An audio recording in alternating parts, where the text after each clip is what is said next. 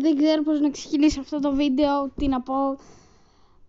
Δεν ξέρω πώς να το ξεκινήσω αυτό το βίντεο. Και ναι παιδιά, για όσους το βλέπετε τέλος πάντων, που από τους συνδρομητές μου είμαι σίγουρη ότι οι πιο πολλοί δεν ασχολείστε πλέον με το YouTube, το έχετε παρατήσει. Και τέλος πάντων όσοι ασχολείστε ακόμα, βασικά σίγουρα δεν θα με θυμάστε, το 99% δεν θα με θυμάστε. Όποιοι με θυμάστε, ναι, με θυμάστε. Και ναι παιδιά, είχα κάνει το τελευταίο μου βίντεο πριν 1-2 χρόνια και θέλω να σας πω, το τελευταίο μου βίντεο ήταν ότι θα σας έλεγα ότι θα άνοιγα καινούριο κανάλι και ναι, άνοιξε καινούριο κανάλι. Έχω ανοίξει βασικά εδώ και 1,5 χρόνο.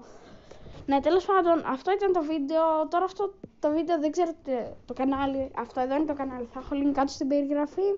Και απλά έκανα αυτό το βίντεο δεν ξέρω για ποιον το έκανα, απλά να σας πω ότι είμαι καλά. Και έχω αυτό το κανάλι που πάμε να το πάμε στους 500 συνδρομητές. Να προσπαθήσουμε, γιατί εδώ είστε πολλοί που δεν νομίζω, γιατί μόνο ένας από αυτός που βλέπει το βίντεο θα κάνει εγγραφή, γιατί τόσο λίγοι που το βλέπετε, τόσο καιρό που έχω να κάνω βίντεο.